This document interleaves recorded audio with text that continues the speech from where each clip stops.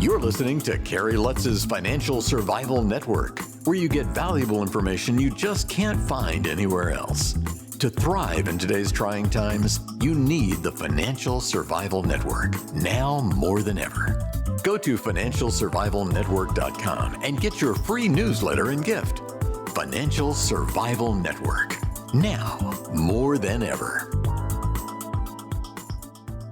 And welcome. You are listening to the Financial Survival Network. I'm Kerry Lutz, and today is 7/1/21, and that means it's time for Mickey Fulp's monthly major market review. And an exciting month it was this month, Mickey. Hey, make sure you go take a look at Mickey's site, mercenarygeologist.com. Sign up for his free newsletter and his advisories. So, Mickey, where do we begin? I guess we begin with the markets, and they were definitely in flux, in turmoil, weren't they?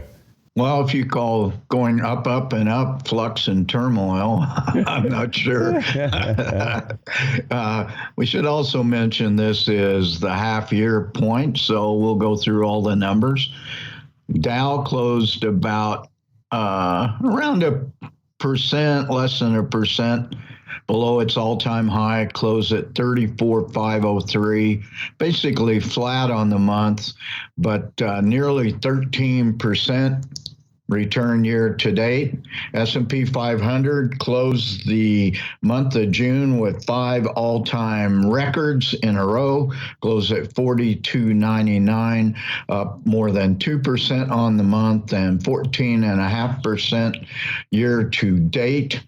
Nasdaq had a bit of a rough month and then made a rally over the last week or so, closed at 14,511. It set an all-time high on Friday, up 5.5% on the month and 12.5% on the year. So it's really come roaring back over the last quarter or so. And finally, Russell 2000 closed about 1% off its all-time high at 2312, 2% return on the month. And all of a sudden, Kerry, it is the best performer of the major U.S. indices year to date at 17%. And it was also a leader last year, too, as well, wasn't it? That it was. So, interesting phenomena. Well, no, wait a minute, Kerry. Nasdaq was the big winner last year at 44%. But the Russell 2000 was in second place amongst the 4 indices at over 18%. And in the last quarter of the year, I think it was the last quarter of the year, it put in a 31% increase, which was quite astounding. There you go. So, hey, so looking at the VIX, things seem to be calming down a bit. It dropped nearly the entire month, had a couple of days when there was turmoil in the markets, but we're looking at a continuously dropping VIX volatility or fear index in the S&P 500 futures, closed below 16 at 15.7. That's the lowest we've seen, Kerry, in 2.5 years. Yeah, since going back to December of 2019, and it was 13.8 then, I believe, and yeah, so people are getting complacent, right? You think? Yeah, I think. Could be, assuming these stock market rallies are ad infinitum. We shall see. Let's go on to Canadian markets. Toronto Stock Exchange outperformed all over markets so far. Closed at 20,166, 2% gain on the month, 8% on the quarter, almost 16% on the year. This has a lot to do with high commodity prices, with the strength of the Canadian markets and the loonie at this point. Meanwhile, Toronto Venture Exchange remains in correction mode from when it hit 1,100 in mid-February, closed the month at 961 for almost a percent loss, but yet still a 10% gain on the year. But what we're seeing now is summer doldrums are starting to weigh on this market, and that will probably continue for the next month and a half or so. Emerging market index closed about 1% off its all-time high, but did not do well over the month, lost 0.5%. Return year to date is about 6%. And really, this has to do with cracks in the Chinese economy, not so healthy there right now. Yeah, things are often not what they appear to be, and maybe the market's flashing a warning sign on that one. Let's go to our money now.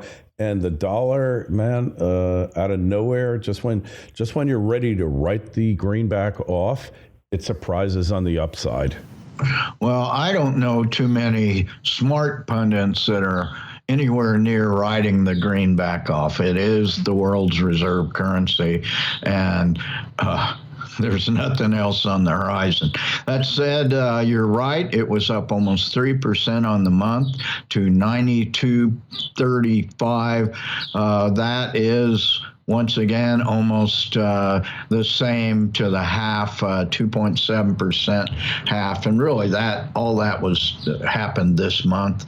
The euro, of course, has been weak with the dollar up. It's closed at 119, down 3% on the month, down 3% on the year.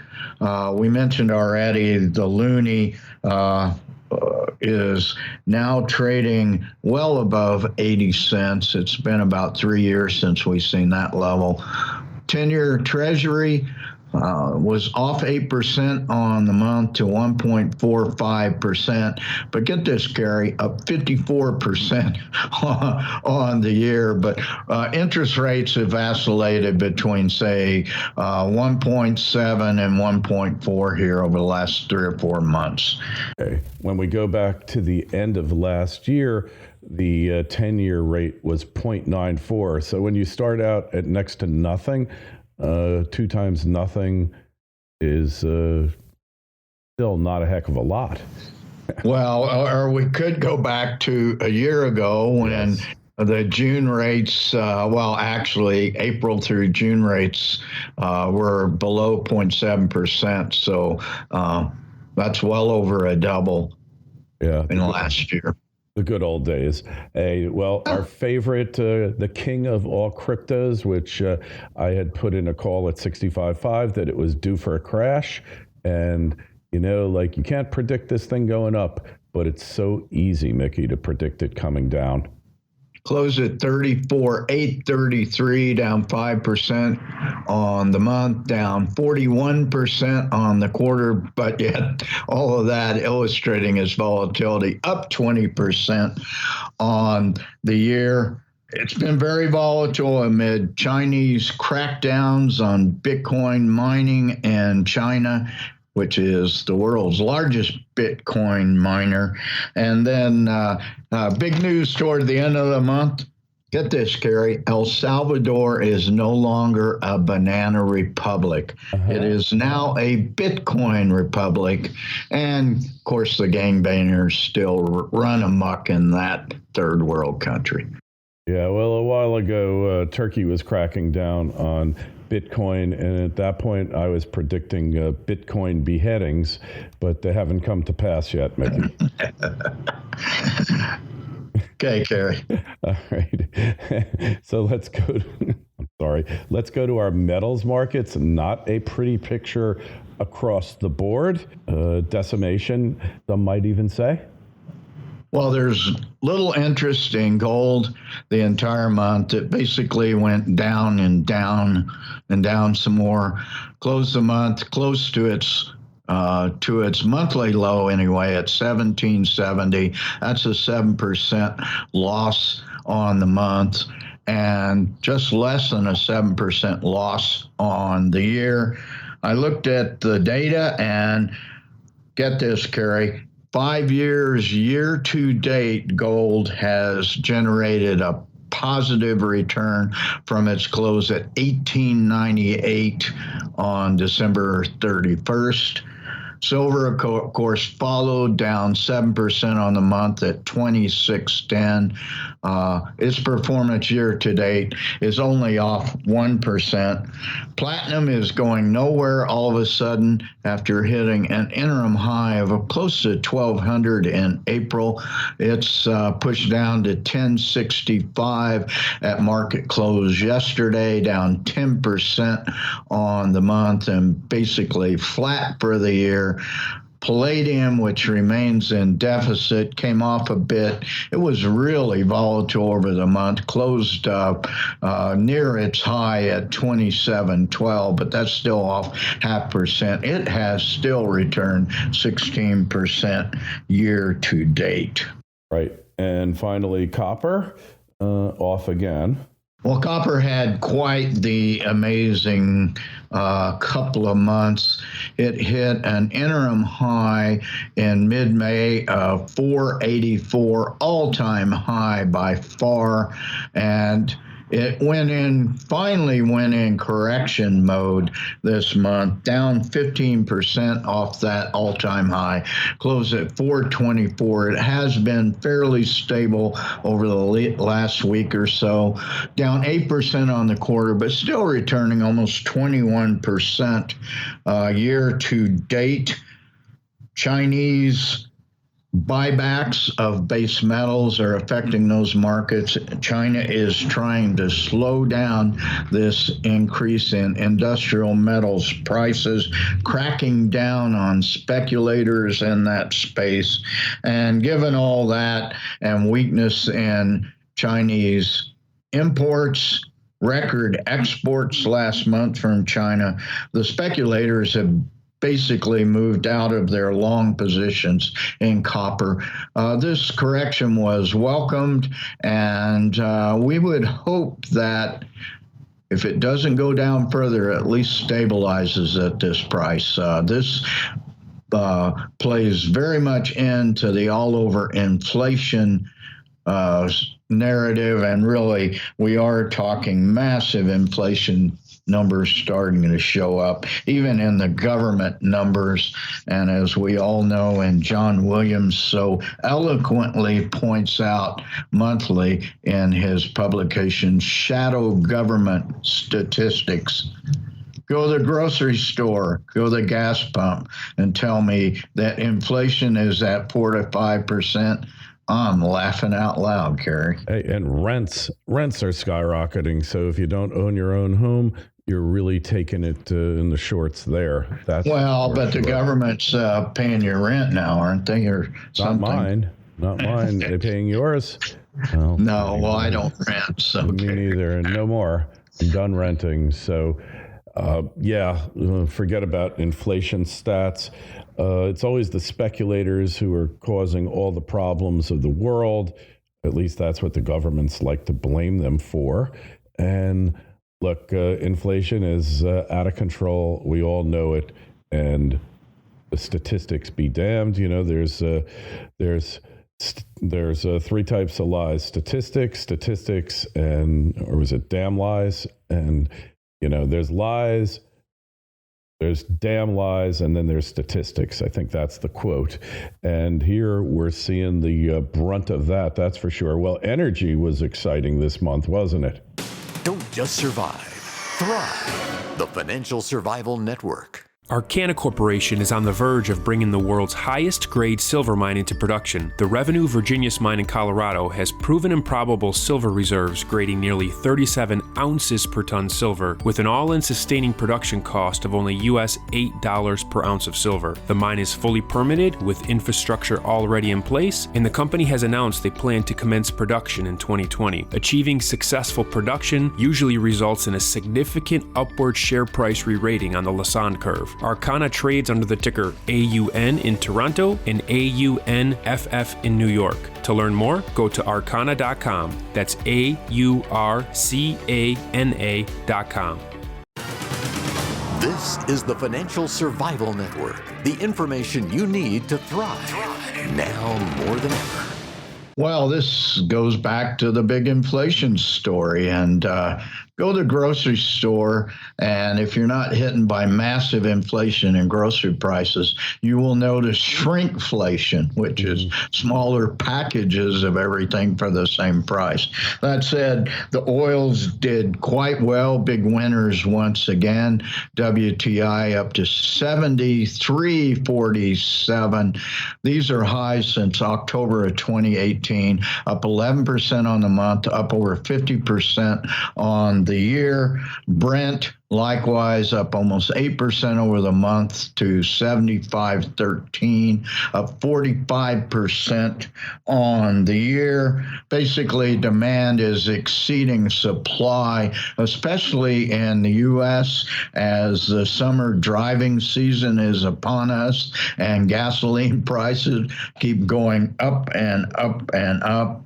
OPEC has announced production increases. OPEC Plus, which includes Russia. Iran is now a wild card, with Biden apparently kowtowing to do another renewed nuclear deal with Iran, which would remove sanctions and increase their ability to produce oil.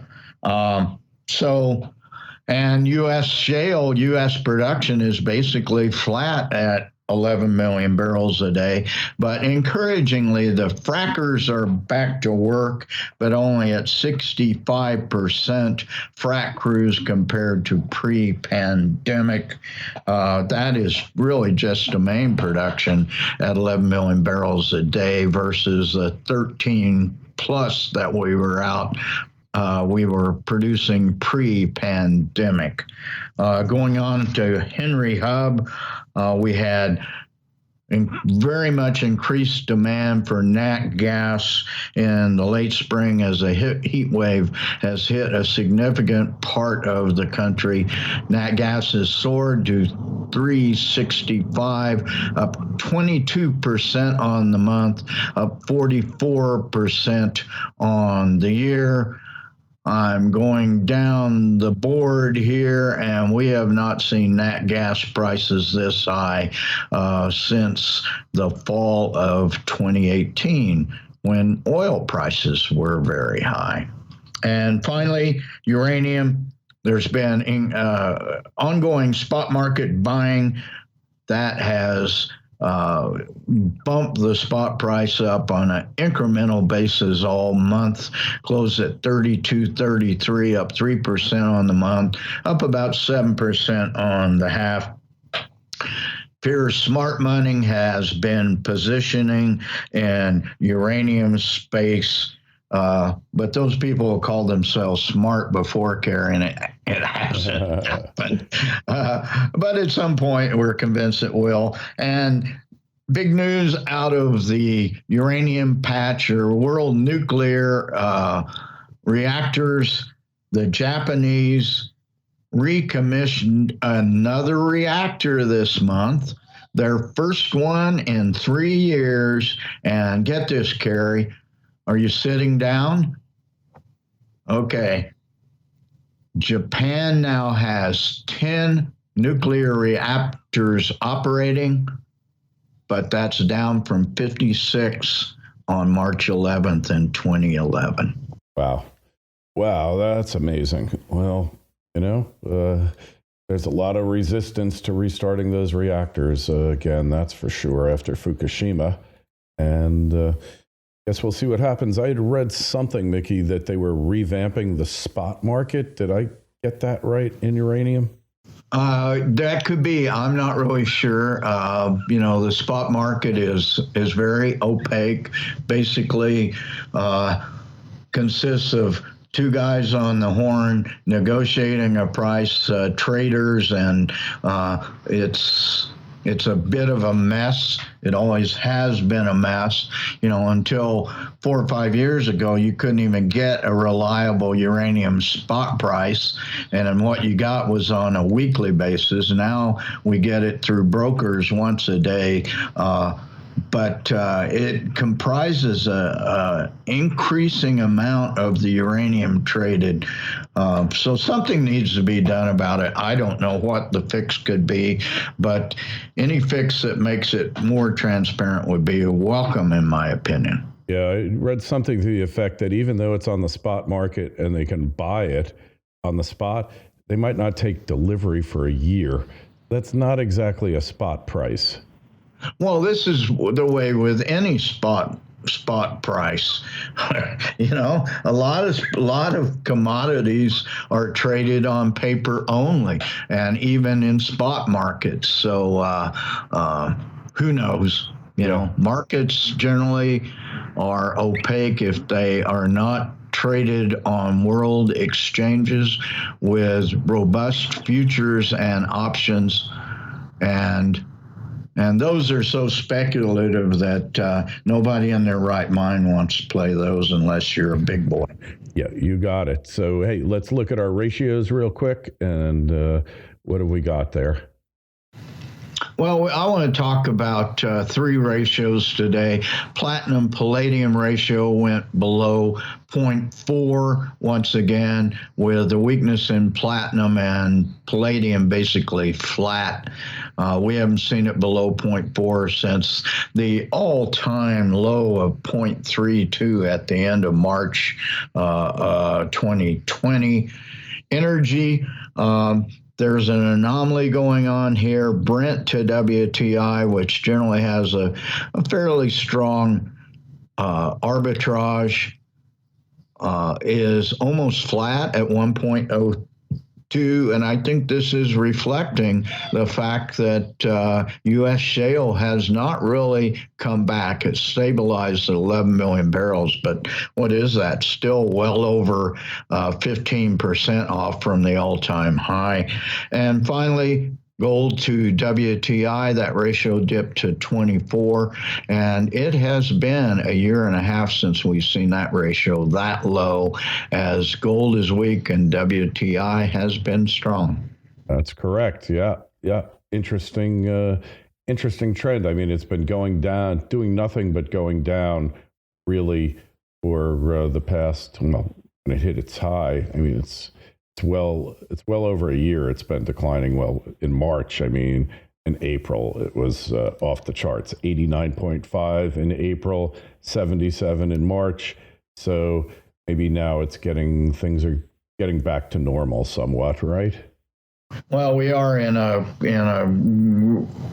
more normal range. It's still historically high, but we set records for that ratio, something on the order of, Kerry, I don't know. I can tell 12 months in a row, something like that. So during the pandemic panic. And so we are starting to see some of these markets normalize a bit. The VIX is back down below its mean and median.